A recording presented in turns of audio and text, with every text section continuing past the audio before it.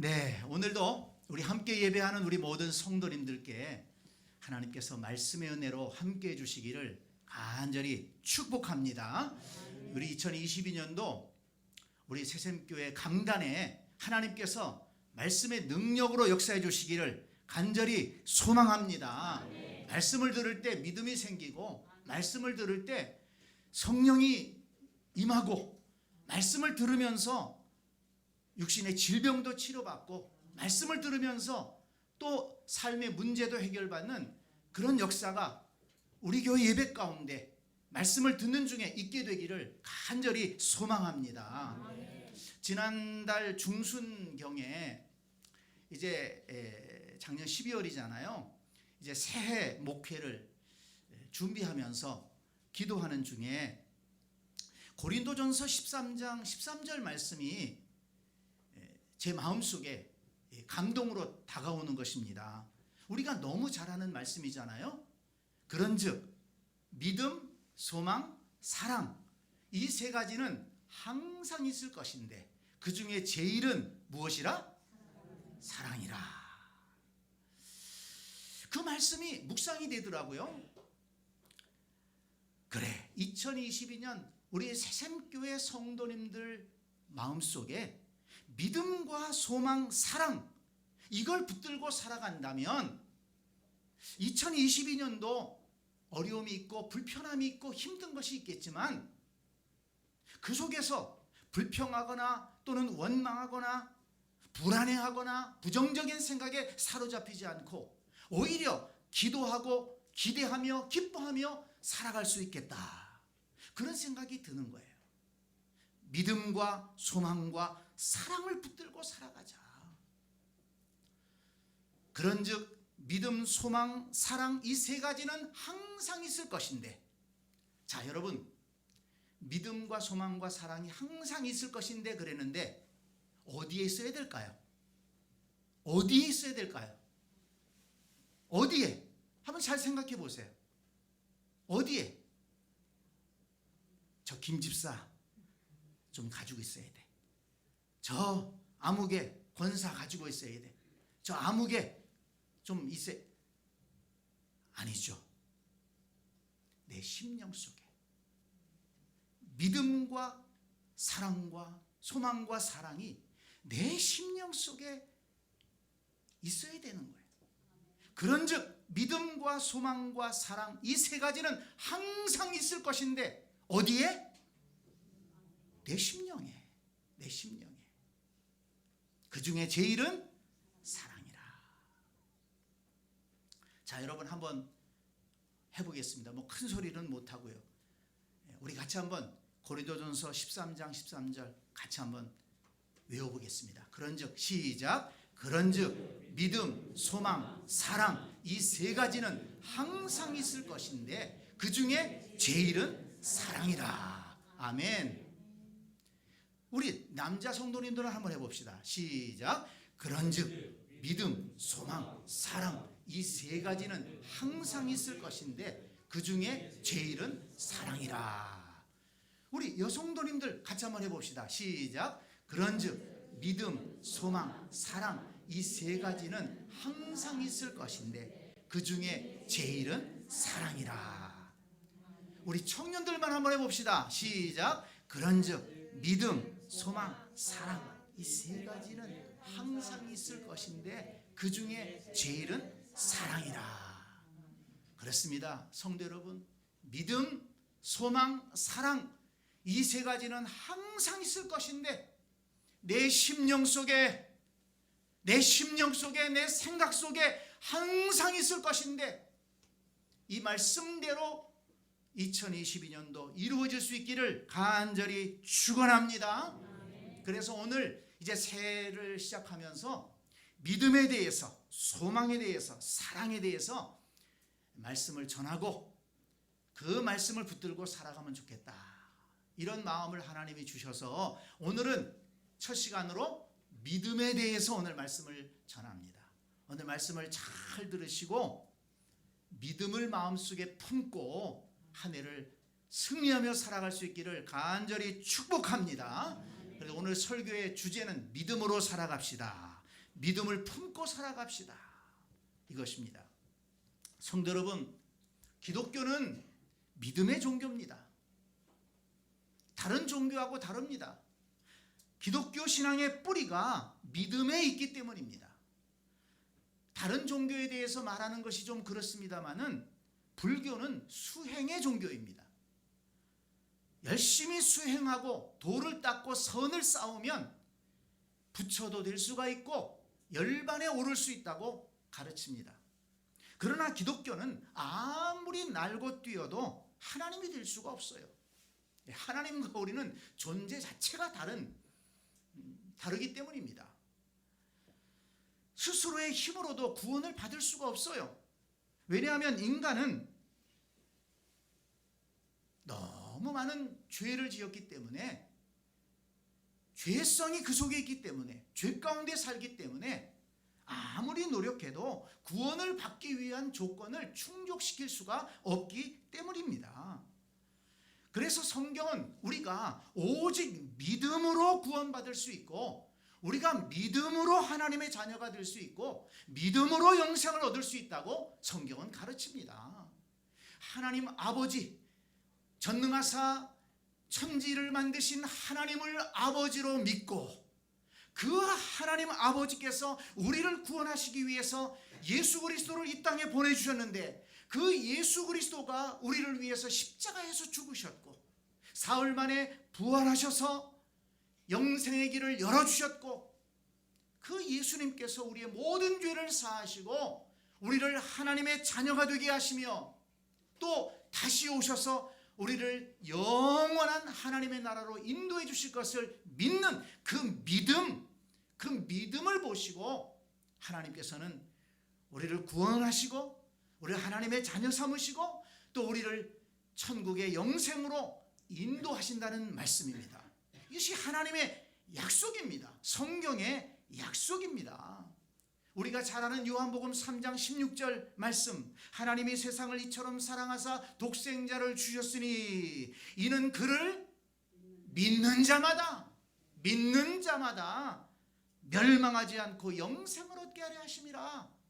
돌을 많이 쌓는 자마다, 이게 아닙니다. 믿는 자마다, 하나님이 하신 일을 믿는 자마다, 예수 그리스도를 주님으로 믿는 자마다 멸망하지 않고 영생을 얻게 하려 하심이라 말씀하셨습니다. 사도행전 16장 31절에 보니까 주 예수를 믿으라, 그리하면 너와 내 집이 구원을 얻으리라. 너와 내 집이 구원을 받고 하나님의 은혜와 축복을 받는 것은 믿는 길입니다. 마가복음 11장 24절에 보니까 무엇이든지 기도하고 구하는 것은 받은 줄로 믿으라, 그리하면 너희에게 그대로 되리라 말씀하셨습니다.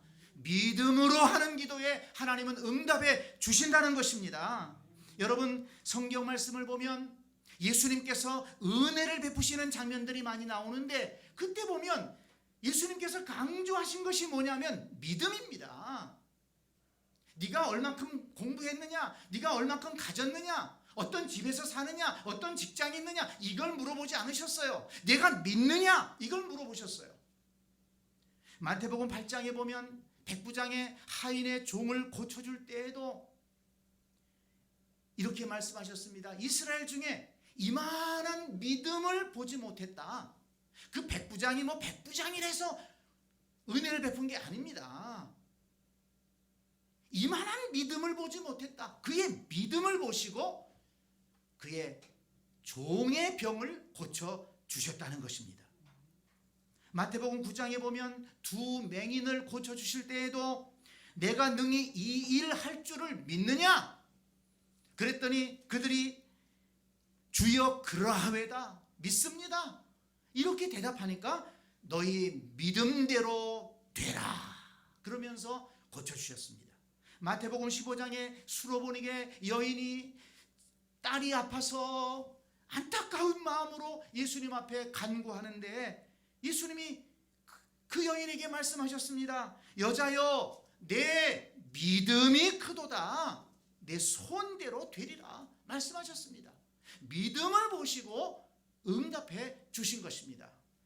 그러므로 성도 여러분, 이렇게 구원받는 것도, 기도하고 응답을 받는 것도, 치료의 은혜를 받는 것도 믿음으로 할 수 있다고 성경은 우리에게 분명하게 말씀하고 있습니다. 그러므로 오늘 예배하는 여러분들은 다른 생각하지 말고 올 한 해도 믿음으로 살아가야겠다 다짐하시기를 바랍니다.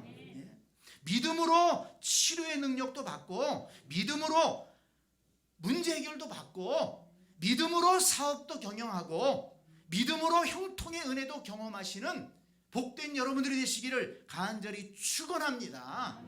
믿음을 품고 살아가자는 것입니다. 오늘 우리가 본문을 읽었어요. 오늘 본문에도 역시 믿음으로 간구하고 믿음으로 응답받고 믿음으로 놀라운 은혜를 받는 사건이 기록되어 있습니다. 예수님께서 제자들과 함께 여리고 성을 방문했다가 떠나가시려고 할 때 맹인 둘이 예수님을 향해서 소리를 칩니다. 주여, 우리를 불쌍히 여기소서, 다윗의 자손이여. 예수님은 두 맹인의 외침을 듣고 멈춰 섰고 그들을 불쌍히 여기셔서 그들의 눈을 만져주심으로 그들의 눈을 고쳐주셨습니다. 그들이 볼 수 있게 되었습니다. 그런데 이 말씀을 잘 읽고 묵상하면서 제 마음을 감동한 것은 무엇인가 하면 이 두 맹인의 믿음과 두 맹인의 그 믿음의 행동이었다는 것입니다. 두 맹인의 믿음이 예수님의 발걸음을 멈추게 했고 그 두 맹인의 믿음의 행동이 예수님으로 하여금 은혜를 베풀도록 했다는 것입니다. 성도 여러분, 우리가 믿음으로 주님을 불러야 할 이유가 여기에 있습니다. 우리에게 있는 문제, 우리가 해결할 수 없는 문제를 가지고 주님 앞에 나아가 믿음으로 주님을 부르고 믿음으로 주님의 도우심을 구하면 주님께서 들으시고 응답의 은혜를 베풀어 주실 줄 믿습니다. 중요한 것은 우리도 오늘 본문에 그 두 맹인의 그 믿음처럼 우리도 그 믿음을 가지고 주님 앞에 나가야 되고 믿음의 행동을 보여야만이 주님께서 우리에게 응답해 주신다는 것입니다. 믿음의 태도가 우리에게 필요하다는 것입니다. 그렇다면 여러분, 주님의 마음을 감동시킨 그들의 믿음은 어떤 믿음이었을까요? 주님의 발걸음을 멈추게 하고 주님께서 은혜를 베풀도록 하신 그 믿음의 행동은, 믿음의 태도는 무엇이었을까요? 그 복된 믿음이 저와 여러분들의 믿음이 되기를 원합니다. 먼저 그들의 믿음은 예수님을 그리스도로 인정한 믿음이었습니다. 그들은 예수님을 불렀는데 어떻게 불렀습니까? 주여, 우리를 불쌍히 여기소서, 다윗의 자손이여. 이렇게 불렀어요. 주여, 우리를 불쌍히 여기소서. 여기까지만 할 법한데 다윗의 자손이여. 이렇게 외쳤습니다. 왜 다윗의 자손이라고 불렀을까? 이 다윗의 자손이라는 것은 하나님이 이 땅에 보내실 메시아를 의미하는 것입니다. 이사야 11장 10절에 보면 그날에 이새의 뿌리에서 한 싹이 나고 나서 만민의 기치로 설 것이요 열방이 그에게로 돌아오리니 그가 거한 곳이 영화로우리라. 이렇게 이사야 선지자가 예언했습니다. 이새의 뿌리에서 한 싹이 나서 만민의 기치로 설 것이요. 이새는 다윗의 아버지입니다. 그러니까 이새의 뿌리에서, 이새의 가문에서, 그리고 다윗이 왕이 되지 않았습니까? 그래서 이스라엘 사람들에게는 다윗의 자손으로 오실 메시아를 기다리는 마음이 있었다는 것입니다. 그래서 마태복음 1장 20절에 보면 다윗의 자손 요셉아 내 안에 마리아 데려오기를 무서워하지 말라 그에게 잉태된 자는 성령으로 된 것이라 이렇게 천사가 요셉에게 말씀한 것입니다.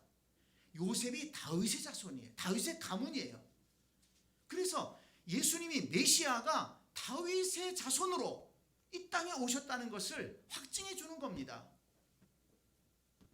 그런데 예수님 당시에 많은 사람들은 예수님이 행하시는 이적도 보았고 예수님이 하시는 그 은혜의 말씀을 들었음에도 불구하고 예수님을 메시아로 그리스도로 믿지 않으려고 했습니다. 마음에 교만함이 있었기 때문입니다. 불신앙이 있었기 때문입니다. 그런데 이 두 맹인이 어떻게 예수님을 메시아로 믿었다는 거예요. 그리스도로 믿었다는 것입니다. 구원자로 믿었다는 것입니다. 하나님의 아들로 믿었다는 것입니다. 다윗의 자손이요. 놀라운 믿음입니다. 성도 여러분, 오늘날이나 그때나 사람들은 예수님을 그리스도로 믿지 않으려고 합니다. 왜냐하면 마음속에 불신앙들이 있기 때문에 그래요. 교만함이 있기 때문에 그렇습니다. 이 세상의 알량한 지식을 가지고 하나님을 판단하려고 합니다. 우리가 알면 얼마나 알고 우리가 보면 뭘 볼 수 있다고 한번 생각해 보세요.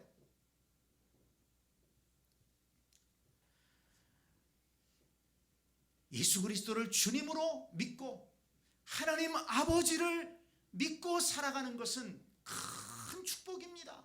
성령께서 우리의 마음을 감동해 주셨기 때문입니다. 이 두 맹인은 예수님을 부를 때 다윗의 자손이요 하나님이 이 땅에 보내신 메시아요 우리를 불쌍히 여기소서 예수님을 인정하고 예수님을 그리스도로 믿고 간구했기 때문에 예수님께서 발걸음을 멈추시고 그에게 은혜를 베풀어 주신 줄 믿습니다. 이렇게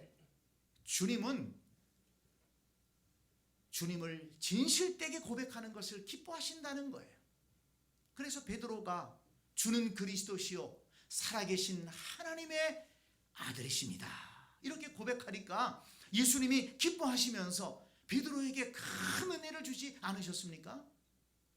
히브리서 11장 6절은 말씀합니다. 믿음이 없이는 하나님을 기쁘시게 하지 못하나니 하나님께 나아가는 자는 그가 계신 것과 또한 그가 자기를 찾는 자들에게 상 주시는 이심을 믿어야 할지니라 말씀했습니다. 그렇습니다. 여리고성의 두 맹인은 예수님이 그리스도이심을 믿었고 자기를 찾는 자들에게 상 주시는 이심을 믿음으로 나아갔기 때문에 예수님의 은혜를 크신 은혜를 입을 수가 있었던 것입니다. 성도 여러분, 저와 여러분에게도 이런 믿음이 있게 되기를 원합니다. 여러분들은 예수님을 어떻게 생각하십니까? 어떻게 믿고 있습니까?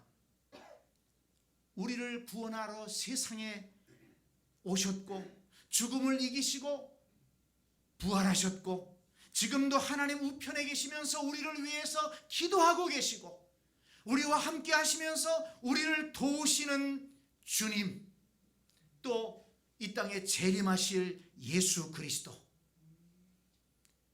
그 믿음으로 여러분들은 믿고 있습니까? 그 믿음을 변치 마시기를 바랍니다. 그 믿음으로 살아가시기를 바랍니다. 그 믿음으로 주님을 부르시기 바랍니다. 주님께서 그 믿음을 기뻐하시고 우리에게도 응답의 은혜를 허락해 주실 줄 믿습니다. 두 번째는 그들의 믿음은 열정적인 믿음이었습니다. 오늘 본문을 보면 이 두 맹인은 열정적으로 예수님을 부르며 은혜를 구했던 것을 볼 수가 있습니다. 30절 말씀을 다시 한번 보세요. 맹인 두 사람이 길가에 앉았다가 예수께서 지나가신다 함을 듣고 소리질러 이르되 주여 우리를 불쌍히 여기소서 다윗의 자손이여 하니 그랬습니다.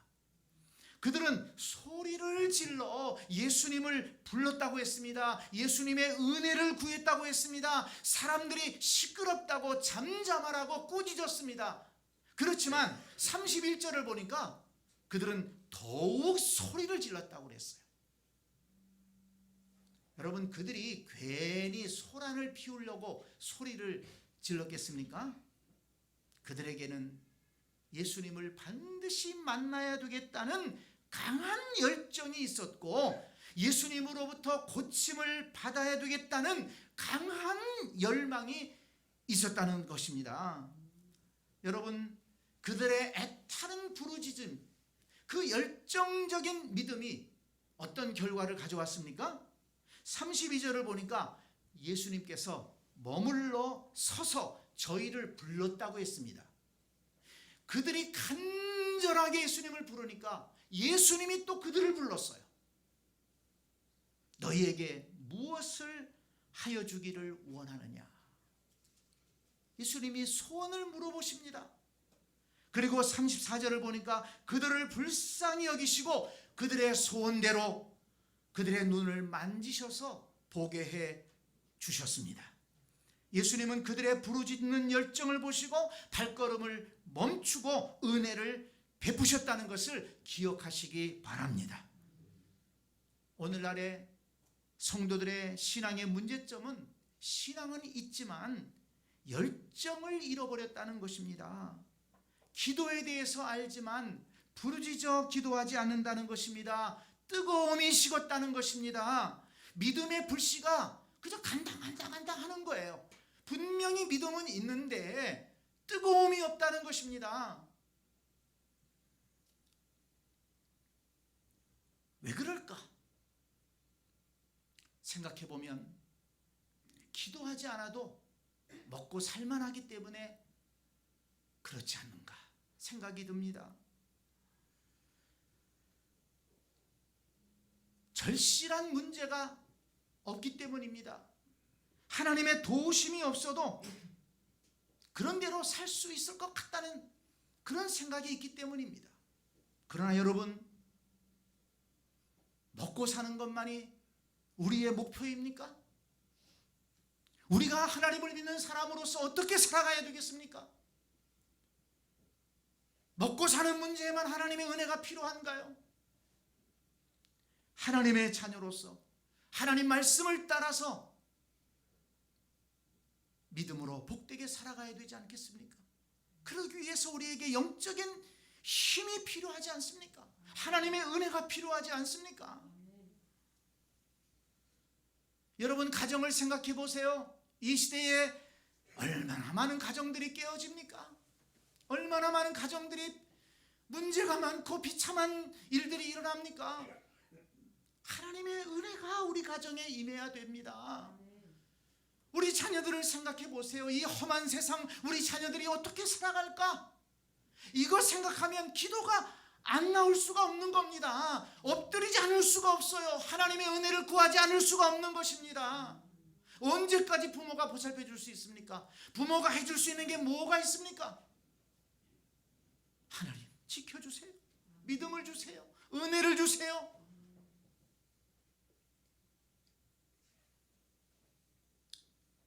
하나님께서 주신 기업 잘 경영해야 되지 않겠습니까? 하나님, 새해에 하나님이 주신 이 기업에 은혜를 주시고 부어주셔서 인도해 주셔서 번성하게 하여 주옵소서. 견디게 하여 주옵소서. 다시 일어나게 하여 주옵소서. 생각해 보면 기도할 제목이 너무나도 많은 겁니다. 이 나라와 이 민족을 생각해도 기도가 저절로 나오지 않습니까? 북한은 계속해서 무기를 만들고 전쟁을 포기한 적이 없어요. 중국은 세계 강대국이 되면서 주변 나라들한테 못된 짓들을 하고 있지 않습니까? 일본은 어떻습니까? 주변 강대국은 어떻습니까? 우리나라가 이렇게 평화롭게 산 것이 지금 70년, 80년밖에 되지를 않아요. 이 7, 80년이라는 것은 역사를 보게 되면 아무것도 아닙니다. 역사의 소용돌이가 몰아치면 전쟁이 일어나고 수많은 사람들이 눈물을 흘리고 죽고 모든 것이 무너지는 그런 역사들을 수도 없이 보지 않습니까? 지금도 지구 곳곳에 여러 나라에 전쟁이 있고 많은 사람들이 무너지고 울부짖는 그런 것들을 우리가 뉴스에서 보지 않습니까? 그런 일들이 이 땅에 일어나지 않으리라고 어떻게 장담할 수 있습니까? 우리 머리맡에 핵무기가 있는데요, 이 나라와 민족을 생각해도 기도하지 않을 수 없어요. 먹고 사는 게 전부가 아니라는 것입니다. 어느 교회에 점잖게 신앙생활하는 한 집사님이 계셨습니다. 공무원 생활을 평탄하게 하셨는데 교회에 와서도 신앙생활을 점잖게 하셨어요. 찬송도 점잖게 부르시고 통성기도를 하자고 해도 속으로 우물우물 기도하시고. 근데 이분이 이 공무원 생활을 청산하고 뜻이 있어서 미국으로 이민을 가서 사업을 하게 되었습니다. 근데 몇 년이 지나고 나서 고국을 방문하게 되었는데 이전에 다니던 교회 찾아와서 예배도 드리고 또 목사님께 인사도 드리고 성도들과 인사도 나눠야 되겠다고 교회를 찾아와서 예배를 드립니다. 그런데 목사님이 보니까 그 집사님이 예배 드리는 태도가 완전히 달라진 거예요. 찬송을 부르는데 큰 소리로 찬송을 부르고, 기도하는데 보니까는 제일 큰 소리로 기도하는 것입니다. 놀랬어요. 어떻게 저렇게 변할 수 있지? 그래서 예배가 끝난 다음에 인사를 하면서 물어봤습니다. 이 집사님 어떻게 그렇게 찬송하고 기도하는 게 바뀌셨습니까? 그랬더니 그 집사님이 얘기합니다. 이민을 가서 사업을 시작하는데 너무 어렵고 힘들더라는 것입니다. 내가 큰 뜻을 품고 여기 왔는데 잘못하면 망하겠구나. 그러면 안 되지. 하나님이 도와주시지 않으면 망하겠다는 생각이 들더라는 거예요. 하나님밖에 붙들 게 없더라는 거예요. 그래서 하나님 앞에 나아가 부르짖어 기도하기를 시작했다는 것입니다. 누가 시키지 않았는데도 마음속에서 뜨거운 기도가 나오더라는 것입니다. 성도 여러분, 우리 마음속에 절실함이 있거나 뜨거움이 있으면 부르짖는 기도가 나오게 되어 있습니다. 그리고 그 열정의 기도가, 그 부르심의 기도가 주님의 마음을 감동시키고 주님께서 은혜를 베푸시도록 한다는 것입니다. 우리 주님도 마음이 약하신 분이에요. 우리 성도들이 부르짖어 기도하면 들어주실 수밖에 없다니까요. 왜? 우리를 사랑하시기 때문에, 우리가 하나님의 자녀이기 때문에. 성도 여러분, 주님의 도우심이 절실하다면 열정적인 믿음으로 주님을 찾으시기 바랍니다. 열정적으로 찬송하고 열정적으로 기도하시기 바랍니다. 예수님께서 열정적으로 부르짖는 두 맹인 앞에 걸음을 멈추시고 그들의 소원을 들어주신 것처럼 저와 여러분이 열정적으로 주님을 섬기고 열정적으로 주님을 찾는다면 우리에게도 놀라운 응답의 역사를 베풀어 주실 줄 믿습니다. 열정의 믿음을 품고 신앙생활 하자는 것입니다. 세 번째로, 그들의 믿음은 기회를 놓치지 않는 믿음이었습니다. 오늘 본문에 나오는 두 맹인은 길거리에 앉아 구걸을 하다가 예수님께서 지나가신다는 얘기를 들었습니다. 막 웅성웅성했을 거예요. 이게 뭔 얘기요? 왜 이렇게 사람들이 많이 몰려드는 거요? 보이지 않으니까 물어봤을 거예요. 얘기해 줬을 겁니다. 예수님 지나가신다. 그들은 그 기회를 놓칠 수가 없었습니다. 그래서 힘껏 소리 질렀습니다. 주여, 우리를 불쌍히 여기소서. 주위 사람들이 시끄럽다고 야단을 쳤지만 그들은 멈출 수 없었습니다. 왜요? 언제 또 예수님이 거기를 지나가실지 어떻게 합니까? 주님을 만날 기회가 언제 또 다시 올지 알 수가 없는 것입니다. 그 결과 두 맹인은 예수님의 발걸음을 멈추게 할 수 있었습니다. 자신들의 소원을 말할 수 있었습니다. 만약 그 두 맹인이 주변 사람들이 꾸짖는다고 해서 다음 기회를 생각했다면 그들이 또다시 예수님을 만날 수 있는 기회가 있었을까요? 주님의 은혜를 받을 수 있는 기회가 다시 찾아왔을까요? 다시 볼 수 있는 기회가 또 찾아왔을까요? 성도 여러분, 만물의 때가 있듯이 하나님의 은혜를 받는 것에도 기회가 있고 때가 있다는 것을 기억하시기 바랍니다. 빌립보서 2장 13절에 보면 너희 안에서 행하시는 이는 하나님이시니 자기의 기쁘신 뜻을 위하여 너희로 소원을 두고 행하게 하시나니 라고 말씀했습니다. 하나님께서는 어떤 일을 시작하시기 전에 소원을 두고 행하게 하신다는 것입니다. 저는 오늘 본문에 나오는 이 두 맹인이 예수님에 대한 소문을 들었을 것입니다. 예수님께서 능력으로 죽은 자도 살리시고 중풍병자도 고치시고 안진뱅이도 일으키시고 이런 소문이 유대에 퍼지지 않았겠습니까? 소원을 품은 거예요. 아, 예수님을 만나면 나도 눈을 뜰 수 있겠구나. 소원을 그 마음속에 품은 것입니다. 거룩한 소원이 일어났어요. 그래서 이 소원을 이루기 위해서 기회를 놓치지 않은 것입니다. 예수님이 지나가신다고 하니까 다윗의 자손 예수여 우리를 불쌍히 여기소서 외쳤던 것입니다. 성도 여러분, 그러므로 주께서 우리 마음속에 어떤 소원들을 주신다면 새해를 시작하면서 하나님께서 우리 마음속에 소원을 주신 것들이 있을 거예요. 왜 그런 소원을 주셨을까요? 그 소원을 이루어 주시기 위해서 소원을 주셨다고 저는 믿습니다. 그렇기 때문에 그 소원을 붙들고 기회를 놓치지 말라는 것입니다. 주께서 우리의 마음속에 기도의 소원을 주실 때가 있습니다. 기도해라, 기도해라, 기도해라. 응답해 주시려고 우리 속에서 특별한 일을 이루시기 위해서 기도하라고 말씀하시는 것입니다. 때때로 주님께서는 우리에게 결단을 요구하실 때도 있어요. 결단하고 싶은 마음을 주실 때가 있어요. 내가 이러면 안 되지. 돌이켜야지.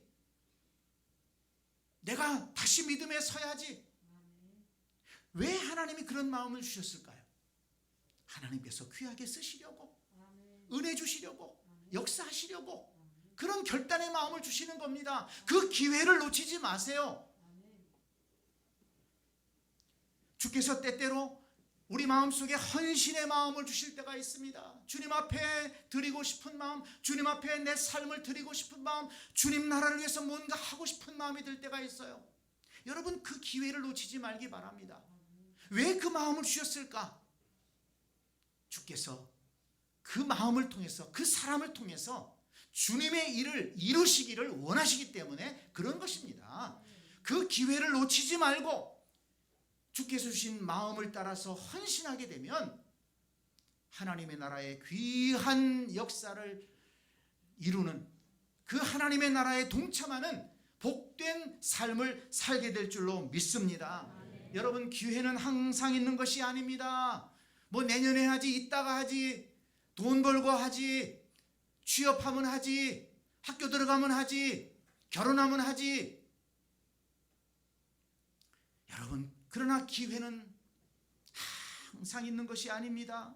내가 살아있을 때, 한 살이라도 젊었을 때, 조금이라도 힘이 있을 때, 능력이 있을 때, 내가 뭔가 할 수 있을 때, 하나님께서 내 마음에 감동을 주셨을 때, 또 내가 할 수 있을 때 하나님 앞에 삶을 드리고 기도하고 헌신할 때 하나님께서는 우리의 삶에 은혜를 주시고 복을 주셔서 하나님 나라를 위해 귀하게 쓰이신다는 것을 여러분 믿으시기를 바랍니다. 기회를 놓치지 않는 믿음, 이것도 믿음의 삶에서 정말 중요한 것입니다. 여러분 29절을 다시 한번 보시기 바랍니다. 그들이 여리고에서 떠나갈 때에 큰 무리가 예수를 따르더라 했습니다. 네, 예수님 주변에는 많은 사람들이 따라다녔죠. 그런데 여러분 보세요. 예수님의 은혜를 받은 사람은 누굽니까? 두 맹인이에요. 두 맹인 밖에 없었습니다.